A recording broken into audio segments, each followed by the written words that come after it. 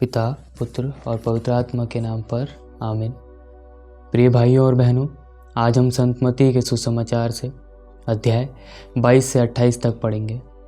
हम प्रभु से प्रार्थना करें कि वह अपना पवित्र आत्मा हम पर उतारे और हम उसके वचनों को गहराई से अपने हृदय में अंकित करें और उसके द्वारा अपना जीवन यापन कर सकें। संत मत्ती का सुसमाचार अध्याय 22। ईसा उन्हें फिर दृष्टांत सुनाने लगे। उन्होंने कहा, स्वर्ग का राज्य उस राजा के सदृश है जिसने अपने पुत्र के विवाह में भोज दिया। उसने आमंत्रित लोगों को बुला लाने के लिए अपने सेवकों को भेजा, लेकिन वे आना नहीं चाहते थे। राजा ने फिर दूसरे सेवकों को यह कहते हुए भेजा, अतिथियों से कह दो, देखिए मैंने अपने भोज की तैयारी कर ली है। मेरे बैल और मोटे मोटे जानवर मारे जा चुके हैं। सब कुछ तैयार है, विवाह भोज में पधारिए। अतिथियों ने इसकी परवाह नहीं की। कोई अपने खेत की ओर चला गया तो कोई अपना व्यापार देखने। दूसरे अतिथियों ने राजा के सेवकों को पकड़कर उनका अपमान किया और उन्हें मार डाला। राजा को बहुत क्रोध आया।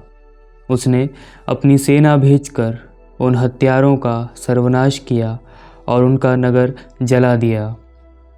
तब राजा ने अपने सेवकों से कहा, विवाह भोज की तैयारी तो हो चुकी है, किंतु अतिथि इसके योग्य नहीं ठहरे।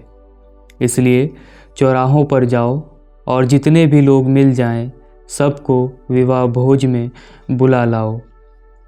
सेवक सड़कों पर गए और भले बुरे जो भी मिले सबको बटोर कर ले आए और विवाह मंडप अतिथियों से भर गया। राजा अतिथियों को देखने आया तो वहाँ उसकी दृष्टि एक ऐसे मनुष्य पर पड़ी जो विवाहोत्सव के वस्त्र नहीं पहने था।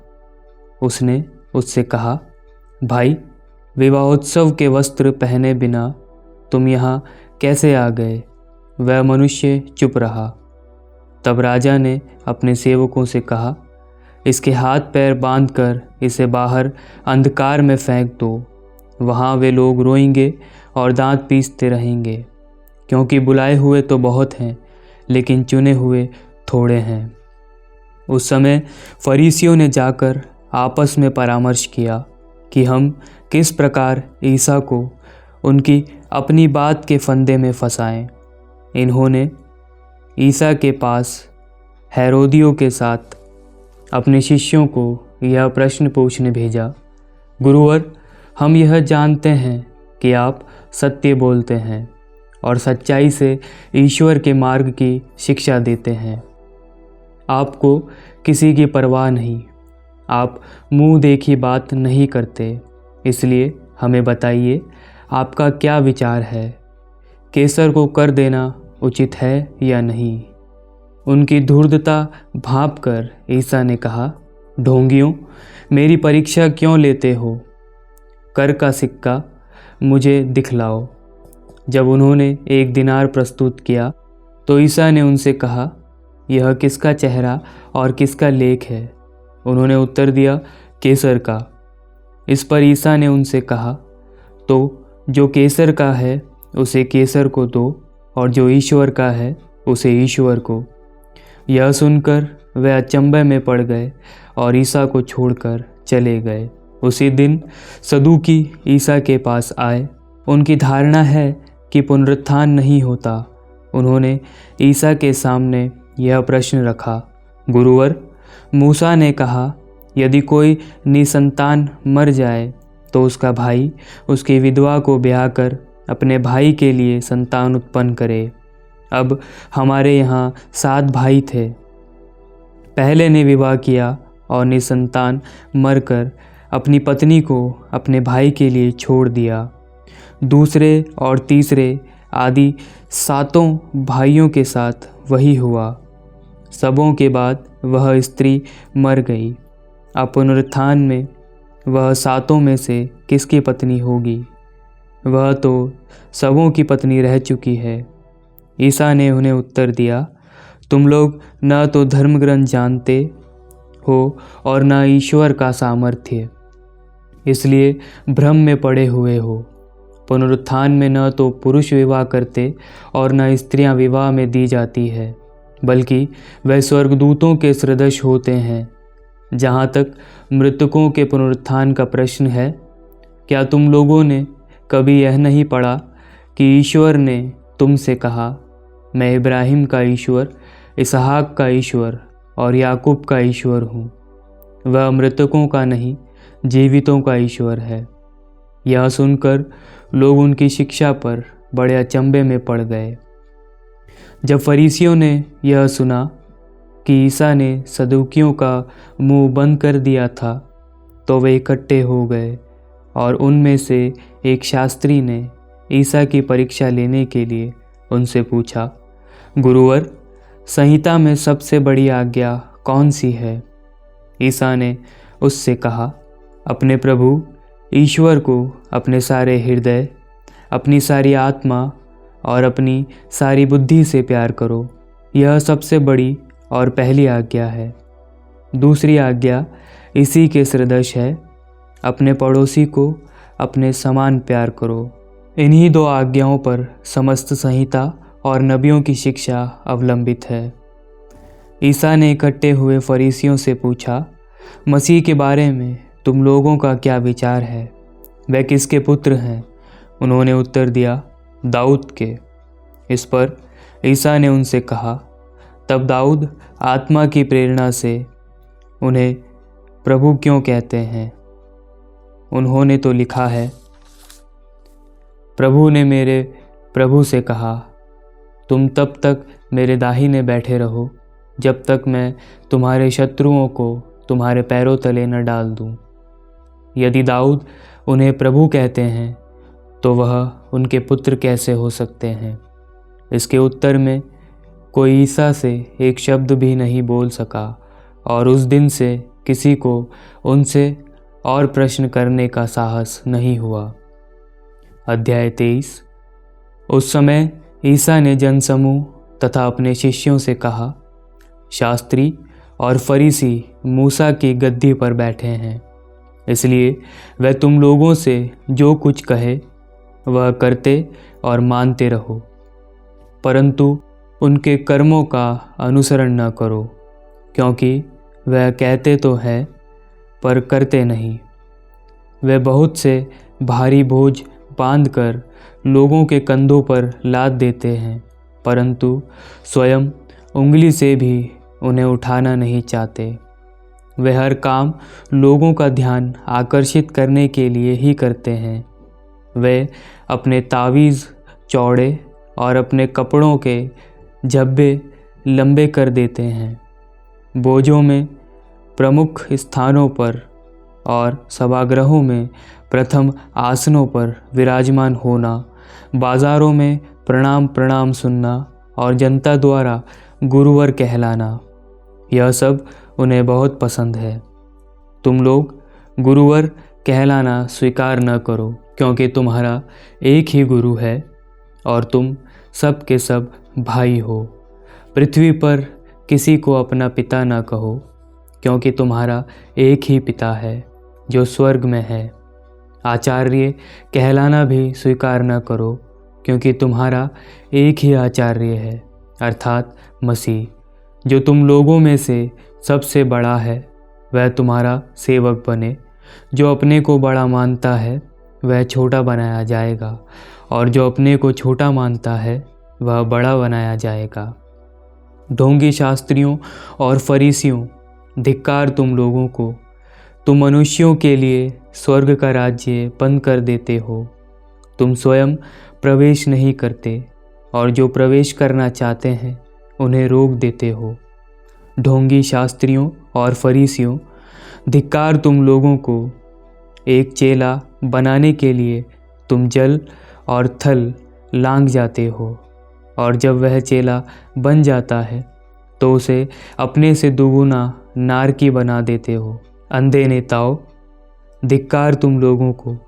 तुम कहते हो यदि कोई मंदिर की शपथ खाता है तो इसका कोई महत्व नहीं, परंतु यदि कोई मंदिर के सोने की शपथ खाता है तो वह बंध जाता है। मूर्खों और अंधों, कौन बड़ा है, सोना अथवा मंदिर जिससे वह सोना पवित्र हो जाता है? तुम यह भी कहते हो, यदि कोई वेदी की शपथ खाता है तो इसका कोई महत्व नहीं, परंतु यदि कोई वेदी पर रखे हुए दान की शपथ खाता है तो वह बंध जाता है। अंधों, कौन बड़ा है, दान अथवा वेदी जिससे वह दान पवित्र हो जाता है? इसलिए जो वेदी की शपथ खाता है वह उसकी और उस पर रखी हुई चीज़ों की शपथ खाता है। जो मंदिर की शपथ खाता है वह उसकी और उसमें निवास करने वाले की शपथ खाता है। और जो स्वर्ग की शपथ खाता है वह ईश्वर के सिंहासन और उस पर बैठने वाले की शपथ खाता है। ढोंगी शास्त्रियों और फरीसियों, धिक्कार तुम लोगों को! तुम पुदीने, सौंफ और जीरे का दशमांश तो देते हो, किंतु न्याय, दया और ईमानदारी संहिता की मुख्य बातों की उपेक्षा करते हो। इन्हें करते रहना और इनकी भी उपेक्षा नहीं करना तुम्हारे लिए उचित था। अंधे नेताओं, तुम मच्छर छानते हो किंतु ऊँट निगल जाते हो। ढोंगी शास्त्रियों और फरीसियों, धिक्कार तुम लोगों को! तुम प्याले और थाली को बाहर से तो मांजते हो, किंतु भीतर वे लूट और असंयम से भरे हुए हैं। अंधे फरीसी, पहले भीतर से प्याले को साफ कर लो, जिससे वह बाहर से भी साफ हो जाए। ढोंगी शास्त्रियों और फरीसियों, धिक्कार तुम लोगों को! तुम पुती हुई कब्रों के सदृश हो, जो बाहर से तो सुंदर दिख पड़ती है, किंतु भीतर से मुर्दों की हड्डियों और हर तरह की गंदगी से भरी हुई है। इसी तरह तुम भी बाहर से लोगों को धार्मिक दिख पड़ते हो, किंतु भीतर से तुम पाखंड और अधर्म से भरे हुए हो। ढोंगी शास्त्रियों और फरीसियों, धिक्कार तुम लोगों को! तुम नबियों के मकबरे बनवा कर और धर्मात्माओं के स्मारक संवार कर कहते हो, यदि हम अपने पुरखों के समय जीवित होते तो हम नबियों की हत्या करने में उनका साथ नहीं देते। इस तरह तुम लोग अपने विरुद्ध यह गवाही देते हो कि तुम नबियों के हत्यारों की संतान हो, तो अपने पुरखों की कसर पूरी कर लो। सांपों, करेतों के बच्चों, तुम लोग नरक के दंड से कैसे बचोगे? देखो, मैं तुम्हारे पास नबियों, धर्म पंडितों और शास्त्रियों को भेजता हूँ। तुम उनमें से कितनों को मार डालोगे और क्रूस पर चढ़ाओगे, कितने को अपने सभागृहों में कोड़े लगाओगे और नगर नगर में सताते रहोगे, जिससे पृथ्वी पर धर्मात्माओं का जितना रक्त बहाया गया, धर्मी हाबिल के रक्त से लेकर बरखियस के पुत्र जकरियस के रक्त तक, जिसे तुम लोगों ने मंदिर गर्भ और वेदी के बीच मार डाला था, वह सब तुम्हारे सिर पड़े। मैं तुम लोगों से यह कहता हूँ, यह सब इस पीढ़ी के सिर पड़ेगा। यरूशलेम, यरूशलेम, तू नबियों की हत्या करता है और अपने पास भेजे हुए लोगों को पत्थरों से मार देता है। मैंने कितनी बार चाहा कि तेरी संतान को वैसे ही एकत्र कर लूं, जैसे मुर्गी अपने चूज़ों को अपने डैनों के नीचे एकत्र कर लेती है, परंतु तुम लोगों ने इनकार कर दिया। देखो, तुम्हारा घर उजाड़ छोड़ दिया जाएगा। मैं तुमसे कहता हूँ, अब से तुम मुझे नहीं देखोगे, जब तक तुम यह ना कहोगे, धन्य है वह जो प्रभु के नाम पर आते हैं। अध्याय 24।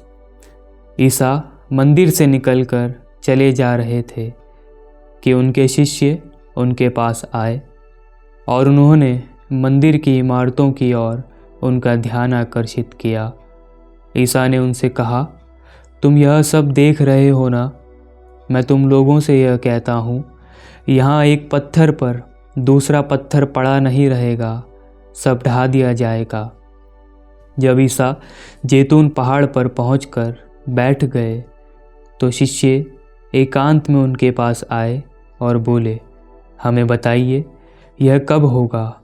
आपके आगमन और युग के अंत का चिन्ह क्या होगा? ईसा ने उन्हें उत्तर दिया, सावधान रहो, तुम्हें कोई नहीं बहकाए, क्योंकि बहुत से लोग मेरा नाम लेकर आएंगे और कहेंगे मैं मसीह हूँ, और वे बहुतों को बहका देंगे। तुम युद्धों की चर्चा सुनोगे और युद्धों के बारे में अफवाहें सुनोगे। इससे नहीं घबराओगे, क्योंकि ऐसा हो जाना अनिवार्य है, परंतु यही अंत नहीं है। राष्ट्र के विरुद्ध राष्ट्र उठ खड़ा होगा और राज्य के विरुद्ध राज्य। जहाँ तहाँ अकाल, महामारियाँ और भूकंप होते रहेंगे। यह सब विपत्तियों का आरंभ मात्र होगा। उस समय लोग तुम्हें पकड़वा कर घोर यंत्रणा देंगे और मार डालेंगे। मेरे नाम के कारण सब राष्ट्र तुमसे बैर करेंगे। तब बहुत से लोग विचलित हो जाएंगे। वे एक दूसरे को पकड़वाएंगे और एक दूसरे से बैर करेंगे। बहुत से झूठे नबी प्रकट होंगे और बहुतों को बहकाएंगे। अधर्म बढ़ने से लोगों में प्रेम भाव घट जाएगा, किंतु जो अंत तक धीर बना रहेगा उसी को मुक्ति मिलेगी। सारे संसार में राज्य के सुसमाचार का प्रचार किया जाएगा, जिससे सब राष्ट्रों को इसका साक्ष्य मिले, और तब अंत आ जाएगा।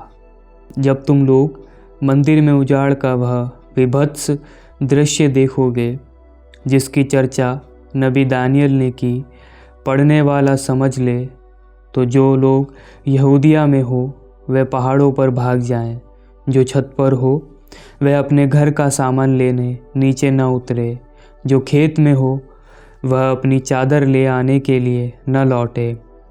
उनके लिए शोक जो उन दिनों गर्भवती या दूध पिलाती होंगी। प्रार्थना करो कि तुम लोगों को जाड़े के समय अथवा विश्राम के दिन को भागना न पड़े, क्योंकि उन दिनों ऐसा घोर संकट होगा जैसा संसार के आरंभ से अब तक न कभी हुआ है और न कभी होगा।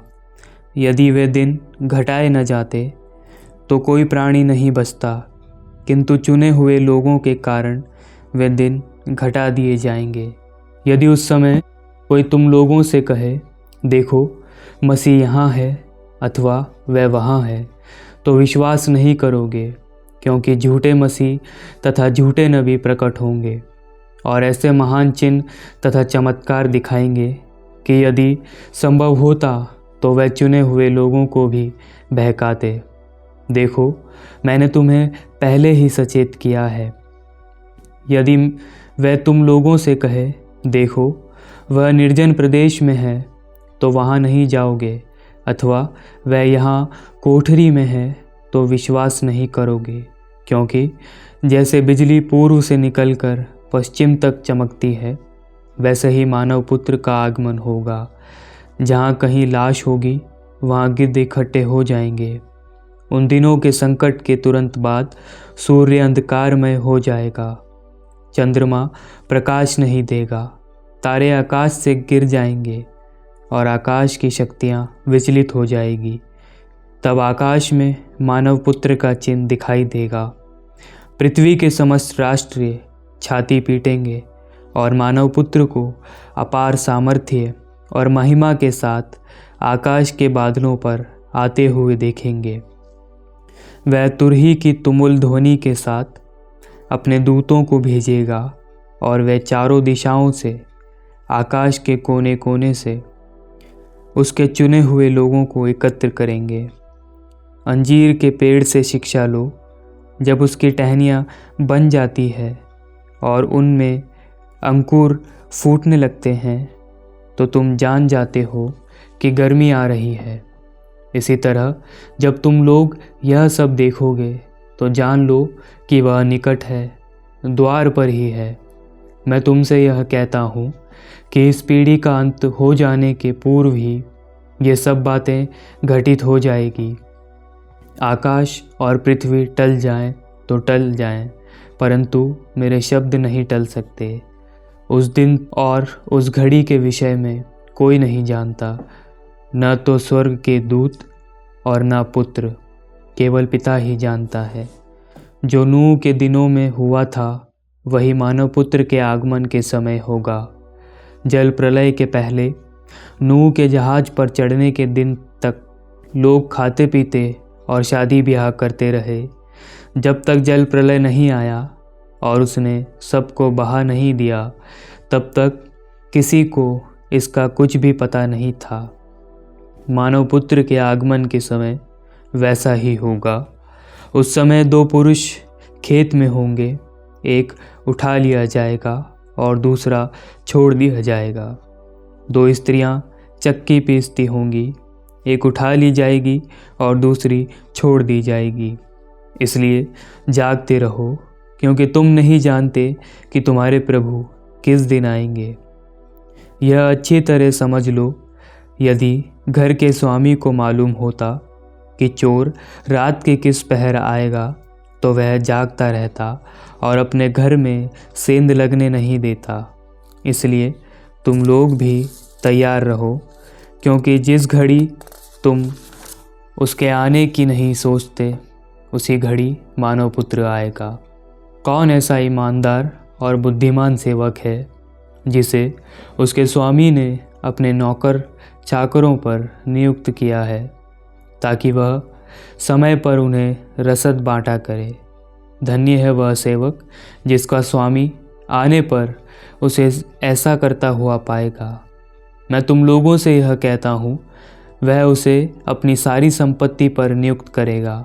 परंतु यदि वह बेईमान सेवक अपने मन में कहे, मेरा स्वामी आने में देर करता है, और वह दूसरे नौकरों को पीटने और शराबियों के साथ खाने पीने लगे, तो उस सेवक का स्वामी ऐसे दिन आएगा जब वह उसकी प्रतीक्षा नहीं कर रहा होगा, और ऐसी घड़ी जिसे वह नहीं जान पाएगा।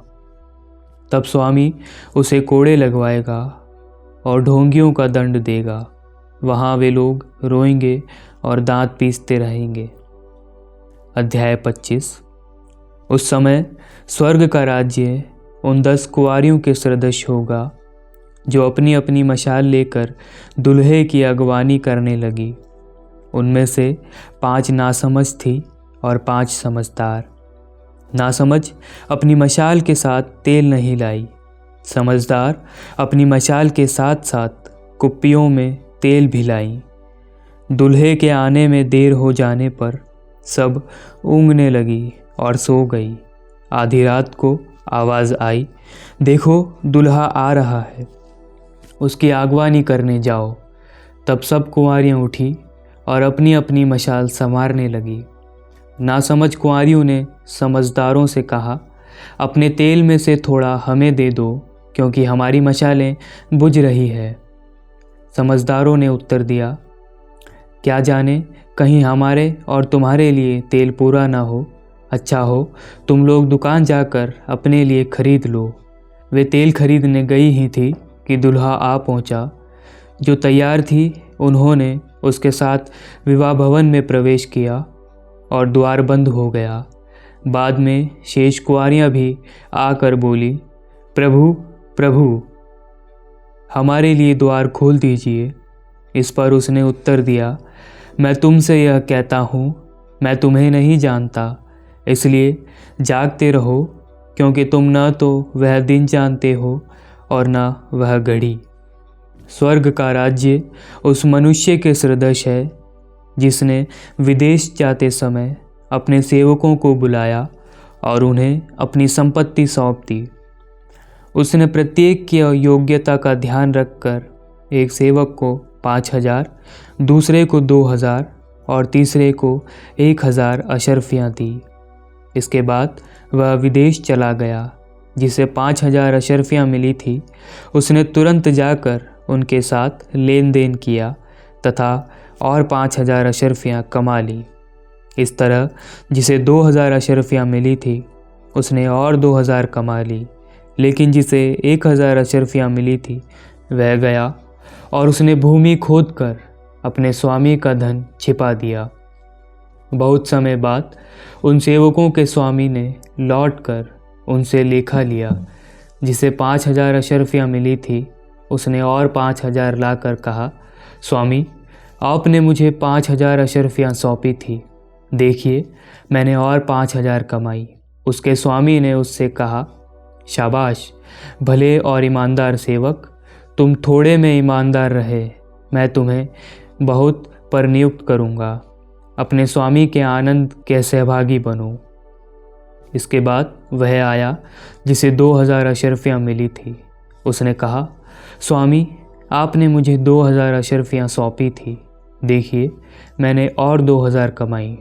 उसके स्वामी ने उससे कहा, शाबाश, भले और ईमानदार सेवक, तुम थोड़े में ईमानदार रहे, मैं तुम्हें बहुत पर नियुक्त करूँगा, अपने स्वामी के आनंद के सहभागी बनो। अंत में वह आया जिसे 1,000 अशर्फियाँ मिली थी।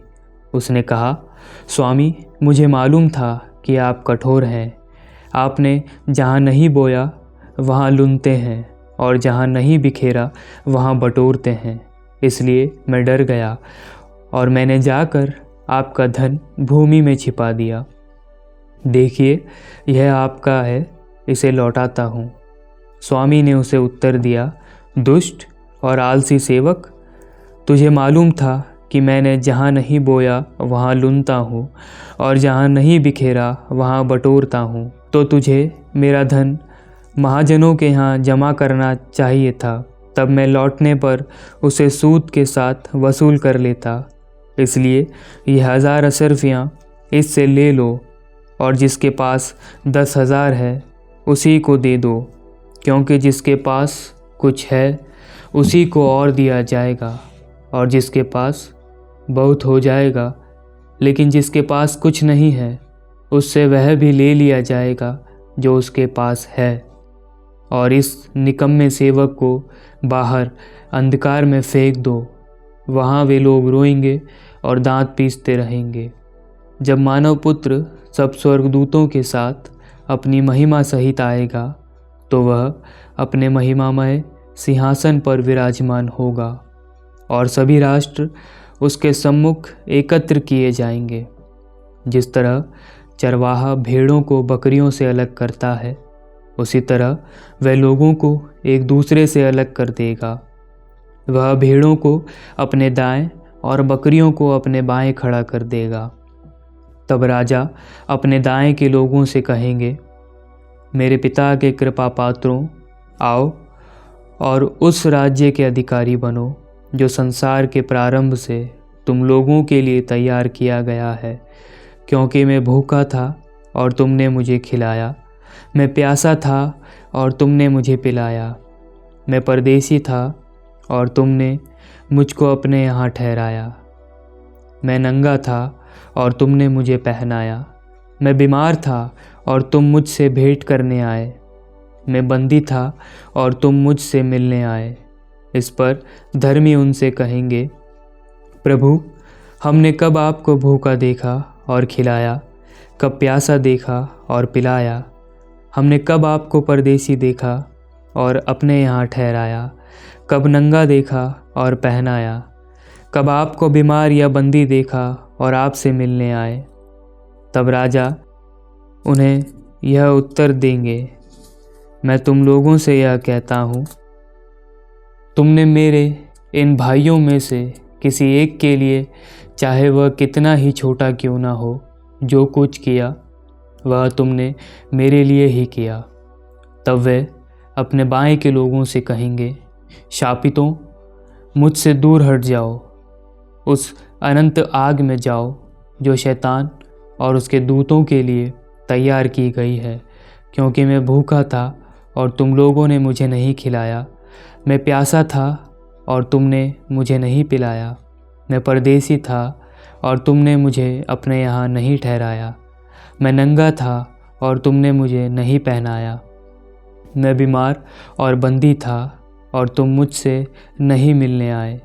इस पर वे भी उनसे पूछेंगे, प्रभु, हमने कब आपको भूखा, प्यासा, परदेसी, नंगा, बीमार या बंदी देखा और आपकी सेवा नहीं की, तब राजा उन्हें उत्तर देंगे, मैं तुम लोगों से यह कहता हूँ, जो कुछ तुमने मेरे छोटे से छोटे भाइयों में से किसी एक के लिए नहीं किया, वह तुमने मेरे लिए भी नहीं किया।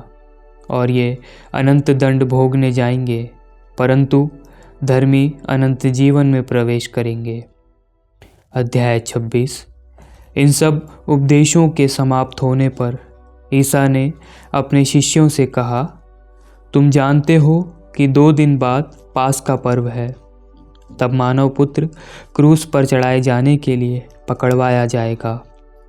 उस समय कैफस नामक प्रधान याजक के महल में महायाजक और इस जनता के नेता एकत्र हो गए और उन्होंने आपस में यह परामर्श किया कि हम किस प्रकार ईसा को छल से गिरफ्तार कर लें और मरवा दें। फिर भी वह कहते थे, पर्व के दिनों में नहीं, कहीं ऐसा न हो कि जनता में हंगामा हो जाए। जब ईसा बेथानिया में सिमोन कोढ़ी के यहाँ थे, तो एक महिला संगमरमर के पात्र में बहुमूल्य इत्र लेकर आई।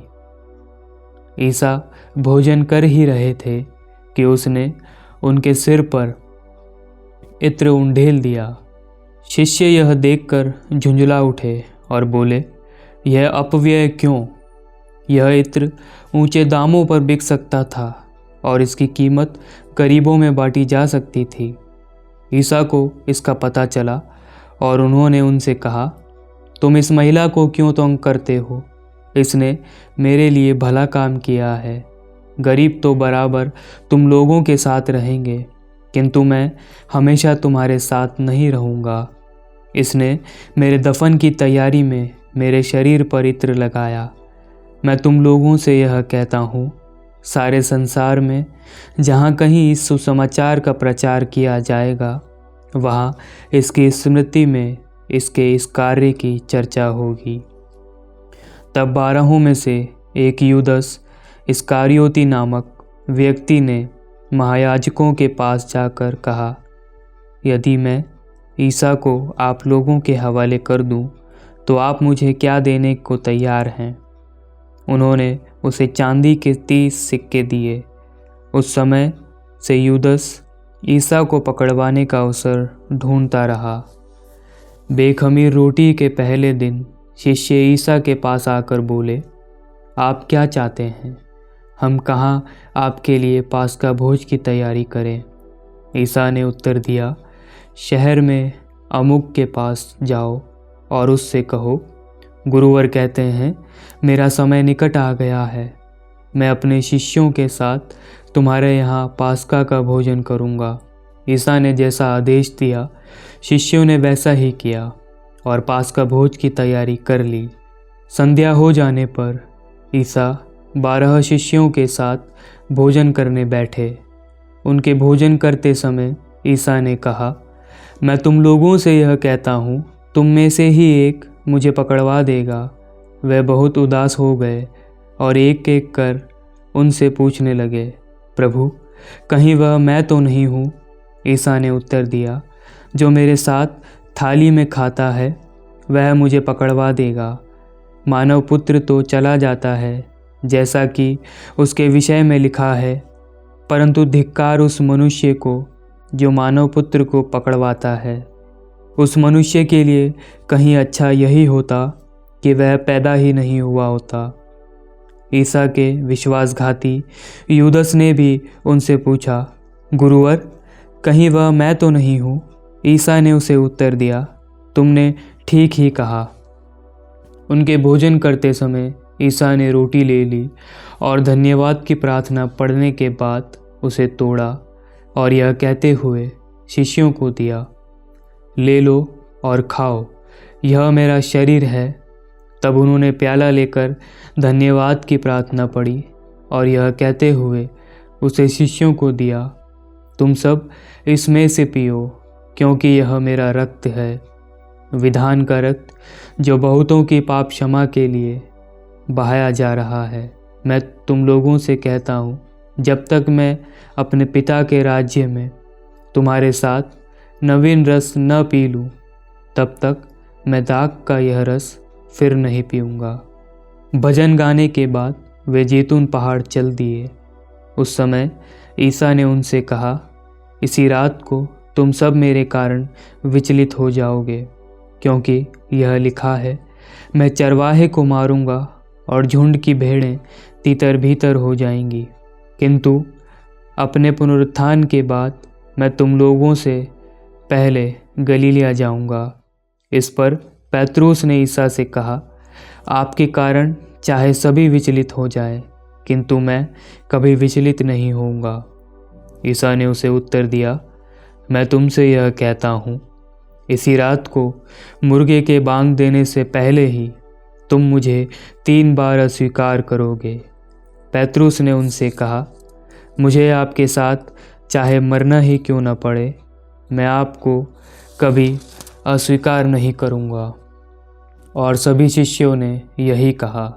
जब ईसा अपने शिष्यों के साथ गेतसेमनी नामक बारी पहुँचे तो वह उनसे बोले, तुम लोग यहाँ बैठे रहो, मैं तब तक वहाँ प्रार्थना करने जाता हूँ। वे पेत्रुस और जेबेदी के 2 पुत्रों को अपने साथ ले गए। वे उदास तथा व्याकुल होने लगे और उनसे बोले, मेरी आत्मा इतनी उदास है कि मैं मरने को हूँ। यहाँ ठहर जाओ और मेरे साथ जागते रहो। वह कुछ आगे बढ़कर मुंह के बल गिर पड़े और उन्होंने यह कहते हुए प्रार्थना की, मेरे पिता, यदि हो सके तो यह प्याला मुझसे टल जाए, फिर भी मेरी नहीं बल्कि तेरी ही इच्छा पूरी हो। तब वे अपने शिष्यों के पास गए और उन्हें सोया हुआ देखकर पेत्रुस से बोले, क्या तुम लोग घंटे भर भी मेरे साथ नहीं जाग सके? जागते रहो और प्रार्थना करते रहो, जिससे तुम परीक्षा में न पड़ो। आत्मा तो तत्पर है, परंतु शरीर दुर्बल। वे फिर दूसरी बार गए और उन्होंने यह कहते हुए प्रार्थना की, मेरे पिता, यदि यह प्याला मेरे पिए बिना नहीं टल सकता, तो तेरी ही इच्छा पूरी हो। लौटने पर उन्होंने अपने शिष्यों को फिर सोया हुआ पाया, क्योंकि उनकी आंखें भारी थी। वह उन्हें छोड़कर फिर गए और उन्हीं शब्दों को दोहराते हुए उन्होंने तीसरी बार प्रार्थना की। इसके बाद उन्होंने अपने शिष्यों के पास आकर उनसे कहा, अब तक सो रहे हो, अब तक आराम कर रहे हो।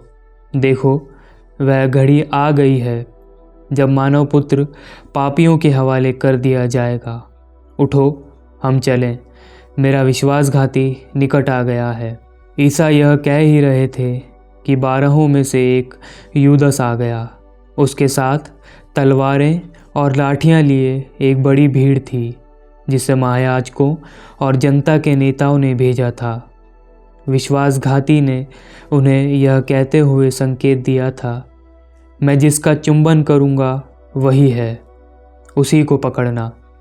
उसने सीधे ईसा के पास आकर कहा, गुरुवर प्रणाम, और उनका चुंबन किया। ईसा ने उससे कहा, मित्र, जो करने आए हो कर लो। तब लोग आगे बढ़ आए और उन्होंने ईसा को पकड़कर गिरफ्तार कर लिया। इस पर ईसा के साथियों में से एक ने अपनी तलवार खींच ली और प्रधान याजक के नौकर पर चलाकर उसका कान उड़ा दिया।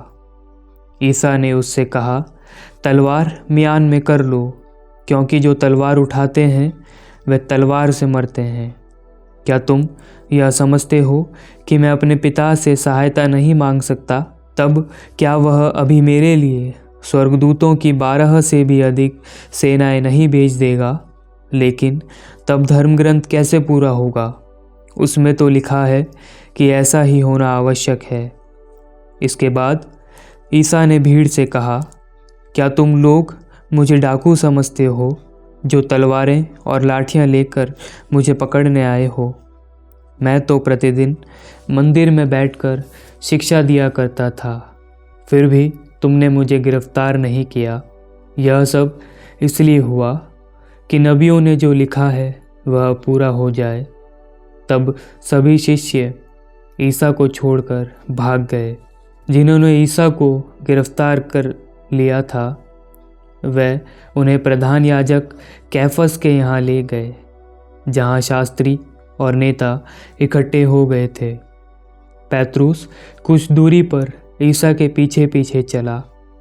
वह प्रधान याजक के महल तक पहुंचकर अंदर गया और परिणाम देखने के लिए नौकरों के साथ बैठ गया। महायाजक और सारी महासभा ईसा को मरवा डालने के उद्देश्य से उनके विरुद्ध झूठी गवाही खोज रही थी, परंतु वह मिली नहीं। यद्यपि बहुत से झूठे गवाह सामने आए। अंत में 2 गवाह आकर बोले, इस व्यक्ति ने कहा, मैं ईश्वर का मंदिर ढा सकता हूँ और 3 दिनों के अंदर उसे फिर से बना सकता हूँ। इस पर प्रधान याजक ने खड़े होकर ईसा से कहा, ये लोग तुम्हारे विरुद्ध जो गवाही दे रहे हैं, क्या इसका कोई उत्तर तुम्हारे पास नहीं है? परंतु ईसा मौन रहे। तब प्रधान याजक ने उनसे कहा, तुम्हें जीवंत ईश्वर की शपथ, यदि तुम मसीह ईश्वर के पुत्र हो तो हमें बता दो। ईसा ने उत्तर दिया, आपने ठीक ही कहा।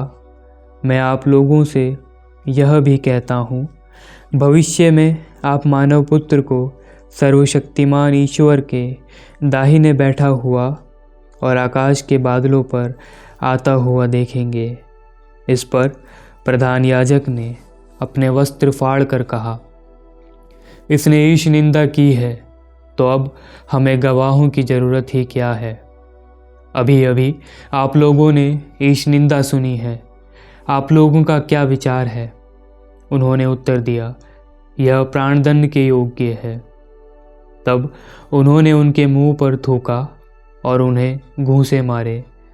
कुछ लोगों ने उन्हें थप्पड़ मारते हुए यह कहा, मसीह, यदि तू नबी है तो हमें बता, तुझे किसने मारा है? पैतरुस उस समय बाहर प्रांगण में बैठा हुआ था। एक नौकरानी ने पास आकर उससे कहा, तुम भी ईसा गलीली के साथ थे, किंतु उसने सबके सामने अस्वीकार करते हुए कहा, मैं नहीं समझता कि तुम क्या कह रही हो। इसके बाद पैतरुस फाटक की ओर निकल गया, किंतु एक दूसरी नौकरानी ने उसे देख लिया और वहाँ के लोगों से कहा, यह व्यक्ति ईसा नाज़री के साथ था। उसने शपथ खाकर फिर अस्वीकार किया और कहा, मैं उस मनुष्य को नहीं जानता। इसके थोड़ी देर बाद आसपास खड़े लोग पैतरुस के पास आए और बोले, निश्चय ही तुम भी उन्हीं लोगों में से एक हो, यह तो तुम्हारी बोली से ही स्पष्ट है। तब पैतरुस कोसने और शपथ खाकर कहने लगा कि मैं उस मनुष्य को जानता ही नहीं। ठीक उसी समय मुर्गे ने बांग दी। पैतरुस को ईसा का यह कथन याद आया, मुर्गे के बांग देने से पहले ही तुम मुझे 3 बार अस्वीकार करोगे। और वह बाहर निकलकर फूट फूट कर रोया। अध्याय 27। भोर को सब महायाजकों और जनता के नेताओं ने ईसा को मरवा डालने के लिए परामर्श किया। उन्होंने ईसा को बांधा और उन्हें ले जाकर राज्यपाल पिलातुस के हवाले कर दिया। जब ईसा के विश्वासघाती यूदस ने देखा कि उन्हें दंडाज्ञा मिली है, तो उसे पश्चाताप हुआ और वह महायाजकों और नेताओं के पास चांदी के वे 30 सिक्के यह कहते हुए वापस ले आया, मैंने निर्दोष रक्त का सौदा कर पाप किया है। उन्होंने उत्तर दिया, हमें इससे क्या, तुम जानो। इस पर यूदस ने चांदी के सिक्के मंदिर में फेंक दिए और जाकर फांसी लगा ली। महायाजकों ने चांदी के सिक्के उठाकर कहा, इन्हें खजाने में जमा करना उचित नहीं है, यह तो रक्त की कीमत है। इसलिए परामर्श करने के बाद उन्होंने परदेशियों को दफनाने के लिए उन सिक्कों से कुम्हार की ज़मीन खरीद ली। यही कारण है कि वह ज़मीन आज तक रक्त की ज़मीन कहलाती है। इस प्रकार नबी यिर्मयाह का यह कथन पूरा हो गया। उन्होंने चांदी के 30 सिक्के लिए, वही दाम इज़राइल के पुत्रों ने उनके लिए निर्धारित किया था और कुम्हार की ज़मीन के लिए दे दिए, जैसा कि प्रभु ने मुझे आदेश दिया था। ईसा अब राज्यपाल के सामने खड़े थे। राज्यपाल ने उनसे पूछा, क्या तुम यहूदियों के राजा हो? ईसा ने उत्तर दिया, आप ठीक ही कहते हैं। महायाजक और नेता उन पर अभियोग लगाते रहे, परंतु ईसा ने कोई उत्तर नहीं दिया। इस पर पिलातुस ने उनसे कहा, क्या तुम नहीं सुनते कि ये तुम पर कितने अभियोग लगा रहे हैं? फिर भी ईसा ने उत्तर में एक शब्द भी नहीं कहा। इस पर राज्यपाल को बहुत आश्चर्य हुआ। पर्व के अवसर पर राज्यपाल लोगों की इच्छा अनुसार एक बंदी को रिहा किया करता था। उस समय बराबस नामक एक कुख्यात व्यक्ति बंदी गृह में था। इसलिए पिलातुस ने इकट्ठे हुए लोगों से कहा, तुम लोग क्या चाहते हो? मैं तुम्हारे लिए किसे रिहा करूं, बराबस को अथवा मसीह कहलाने वाले ईसा को? वह जानता था कि उन्होंने ईसा को ईर्ष्या से पकड़वाया है। पिलातुस न्यायासन पर बैठा हुआ ही था कि उसकी पत्नी ने कहला भेजा, उस धर्मात्मा के मामले में हाथ नहीं डालना, क्योंकि उसी के कारण मुझे आज स्वप्न में बहुत कष्ट हुआ। इसी बीच महायाजकों और नेताओं ने लोगों को यह समझाया कि वे बराबस को छुड़ाए और ईसा का सर्वनाश करें। राज्यपाल ने फिर उनसे कहा, तुम लोग क्या चाहते हो? दोनों में किसे तुम्हारे लिए रिहा करूं? उन्होंने उत्तर दिया, बराबस को। इस पर पिलातुस ने उनसे कहा, तो मैं ईसा का क्या करूं, जो मसीह कहलाते हैं? सबों ने उत्तर दिया, इसे क्रूस दिया जाए। पिलातुस ने पूछा, क्यों? इसने कौन सा अपराध किया? किंतु वे और भी जोर से चिल्ला उठे, इसे क्रूस दिया जाए। जब पिलातुस ने देखा कि मेरी एक भी नहीं चलती, उल्टे हंगामा होता जा रहा है, तो उसने पानी मंगाकर लोगों के सामने हाथ धोए और कहा, मैं इस धर्मात्मा के रक्त का दोषी नहीं हूँ, तुम लोग जानो। और सारी जनता ने उत्तर दिया, इसका रक्त हम पर और हमारी संतान पर। इस पर पिलातुस ने उनके लिए बराबस को मुक्त कर दिया और ईसा को कोड़े लगवाकर क्रूस पर चढ़ाने सैनिकों के हवाले कर दिया। इसके बाद राज्यपाल के सैनिकों ने ईसा को भवन के अंदर ले जाकर उनके पास सारी पलटन एकत्र कर ली। उन्होंने उनके कपड़े उतारकर उन्हें लाल चोगा पहनाया, कांटों का मुकुट गूंथकर उनके सिर पर रखा और उनके दाहिने हाथ में सरकंडा थमा दिया। तब उनके सामने घुटने टेक कर उन्होंने यह कहते हुए उनका उपहास किया, यहूदियों के राजा प्रणाम। वे उन पर थूकते और सरकंडा छीनकर उनके सिर पर मारते थे। इस प्रकार उनका उपहास करने के बाद वे चोगा उतारकर और उन्हें उनके निजी कपड़े पहनाकर क्रूस पर चढ़ाने ले चले। शहर से निकलते समय उन्हें कुरेने निवासी सिमोन मिला और उन्होंने उसे ईसा का क्रूस उठा ले चलने के लिए बाध्य किया। वे उस जगह पहुँचे जो गोलगोथा अर्थात खोपड़ी की जगह कहलाती है। वहाँ लोगों ने ईसा को पित्त मिली हुई अंगूरी पीने को दी। उन्होंने उसे चख तो लिया, लेकिन उसे पीना अस्वीकार किया। उन्होंने ईसा को क्रूस पर चढ़ाया और चिट्ठी डालकर उनके कपड़े बांट लिए। इसके बाद वे उन पर पहरा देने बैठे। ईसा के सिर के ऊपर दोष पत्र लटका दिया गया। वह इस प्रकार था, यह यहूदियों का राजा ईसा है। ईसा के साथ ही उन्होंने 2 डाकुओं को क्रूस पर चढ़ाया, एक को उनके दाएं और दूसरे को उनके बाएं।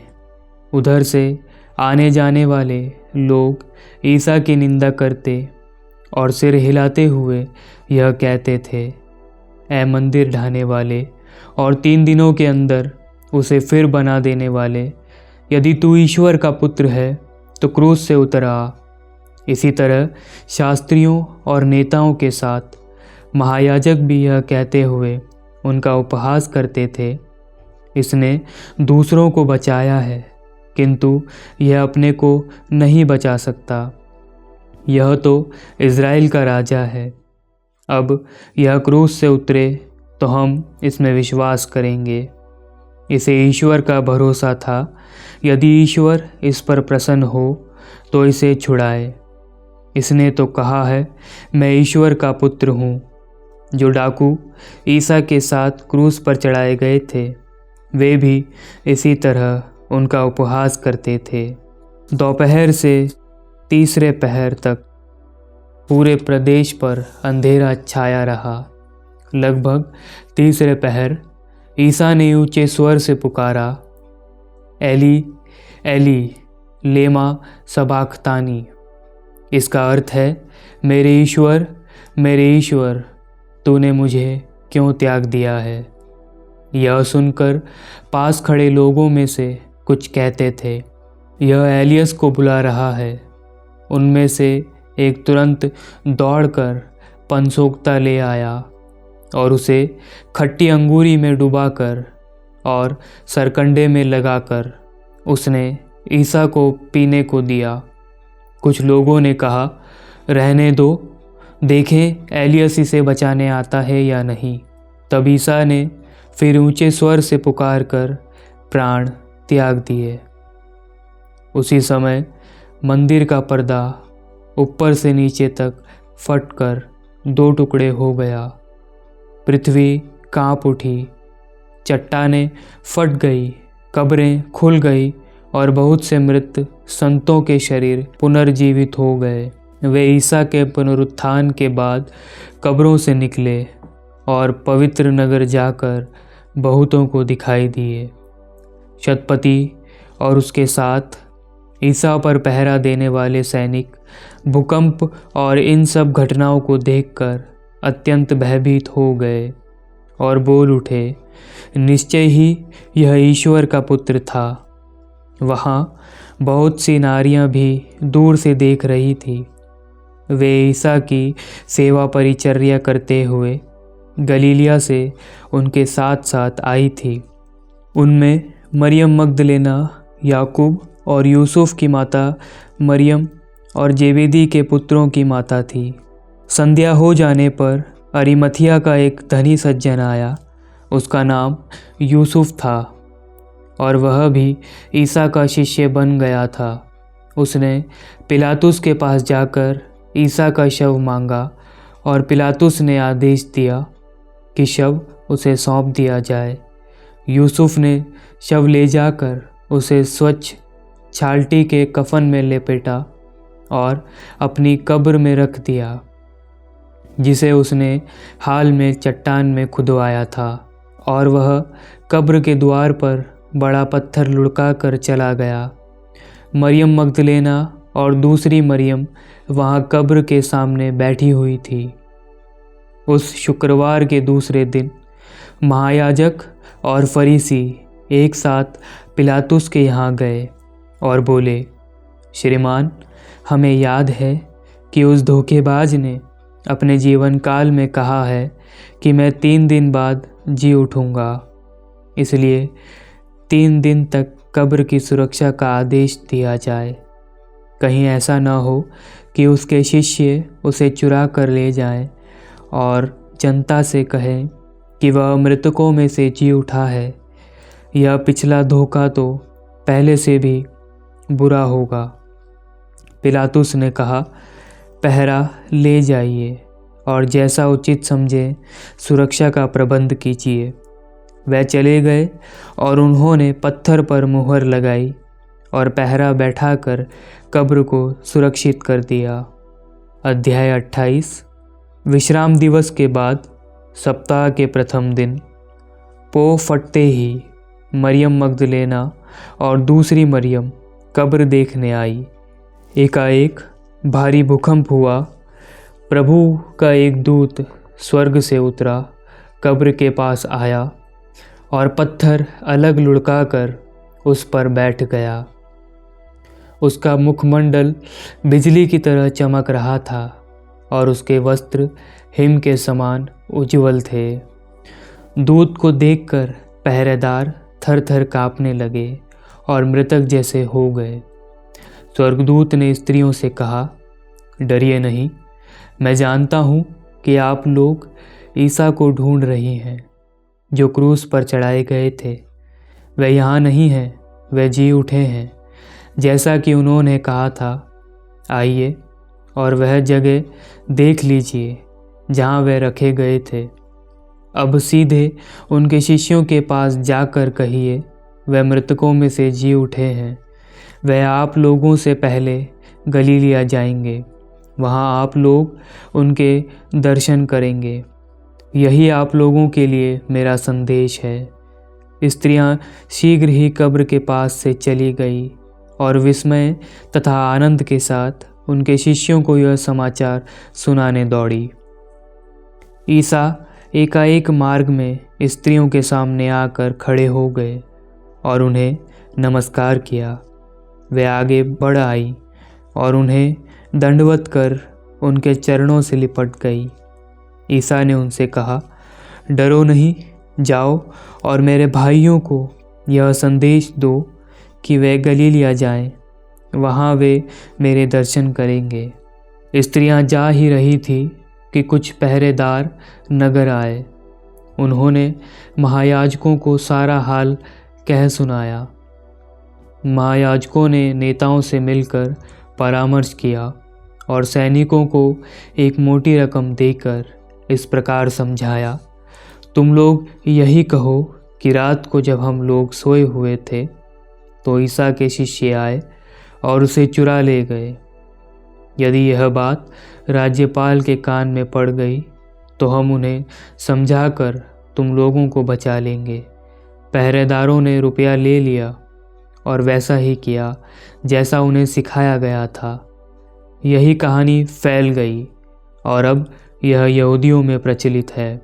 तब 11 शिष्य गलीलिया की उस पहाड़ी के पास गए जहाँ ईसा ने उन्हें बुलाया था। उन्होंने ईसा को देखकर दंडवत किया, किंतु किसी किसी को संदेह भी हुआ। तब ईसा ने उनके पास आकर कहा, मुझे स्वर्ग में और पृथ्वी पर पूरा अधिकार मिला है, इसलिए तुम लोग जाकर सब राष्ट्रों को शिष्य बनाओ और उन्हें पिता, पुत्र और पवित्र आत्मा के नाम पर बपतिस्मा दो।